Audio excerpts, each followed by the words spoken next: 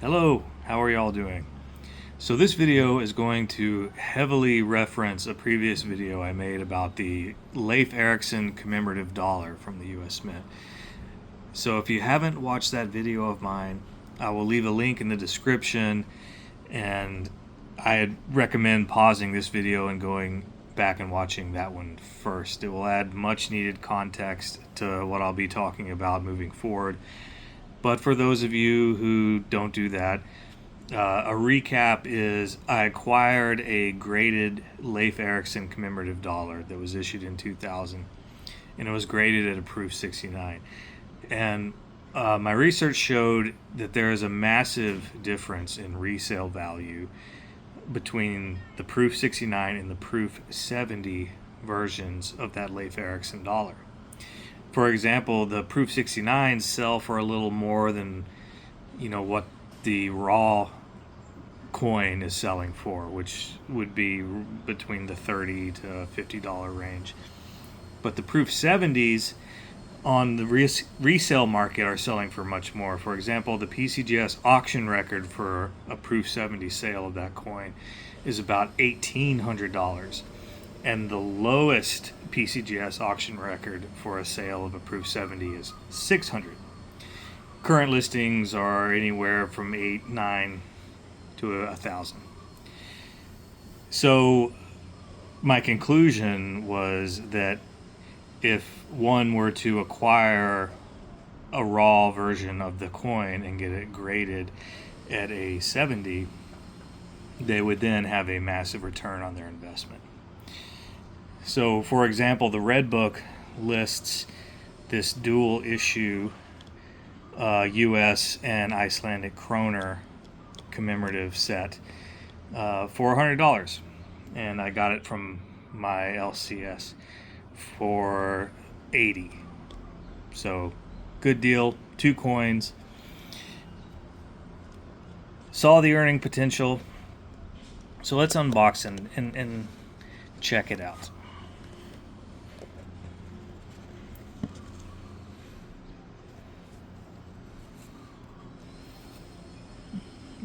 The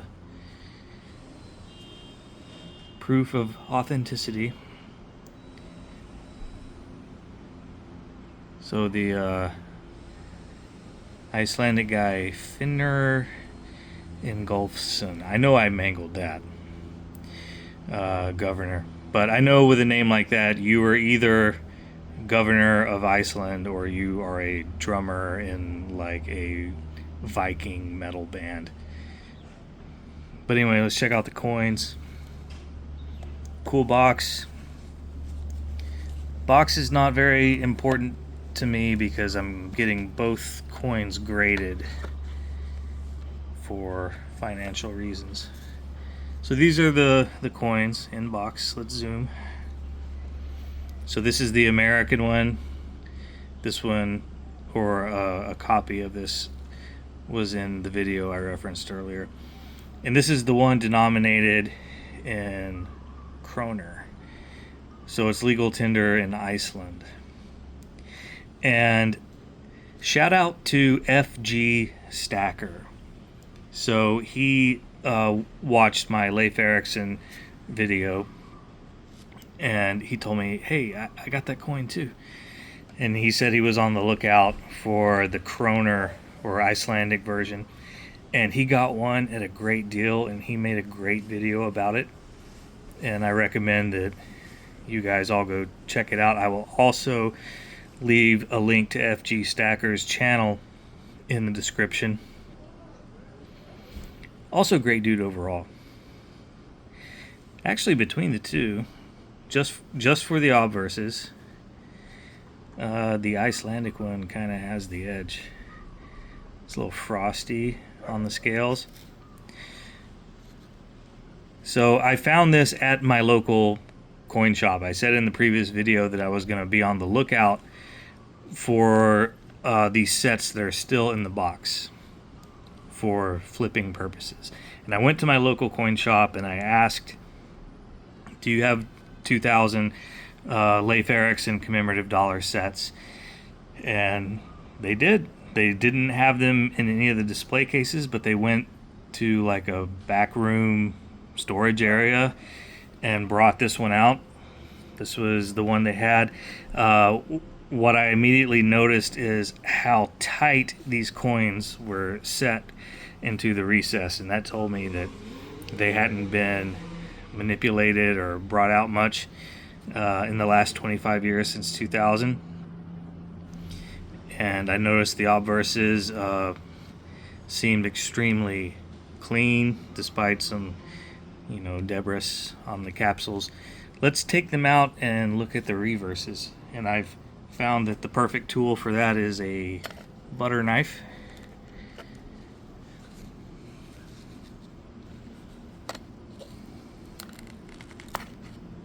Alright. Put these guys out.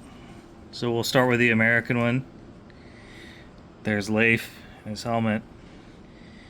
And then on the back, we have the ship. Of course, this was all filmed in my previous video. Now let's look at the Icelandic version. Let's give this one some love because this is new to me. So there's Leif. He's pretty frosty. Axe in his right hand. He's ready to axe some questions. Got the sword on his left hip. What he's holding in his left hand, I'm not sure. I'll venture a guess. Maybe a map? I don't know. But yeah, the 1000, 2000.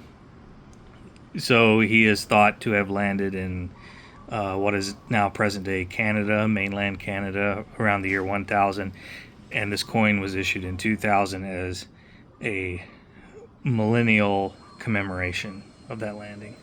Now let's look at the reverse. It's a beautiful quadrant. 1000 Kronur. I don't know what each segment of this quadrant represents. I have some research to do. And when this comes back from PCGS, I'm sure that research will be done and I'll be able to update you guys. But yeah, so it's going off for grade. What do you think? Either one of these a candidate for 70 instead of 69? I don't know. I'm not very hopeful. I think I'll hedge my bets and say they'll both probably come back at 69. But, that's part of the fun of this hobby. Rolling the dice. And if it does come back as a 70, either one of these will go in the flip stack for sure. This would be flip stack material, in my opinion. Again, shout out to FG Stacker. Thanks for making your video. Now me and him are in the Kronur Klub. First rule of Kronur Klub is to talk about Kronur Klub immediately. Anybody else in the Kronur Klub? If you are, comment, upload, your Kronur. Show your Kronur. Anyway, that's all. I'll probably see you guys tomorrow. Hope you're all having a great weekend. Me and Leif say cheerio.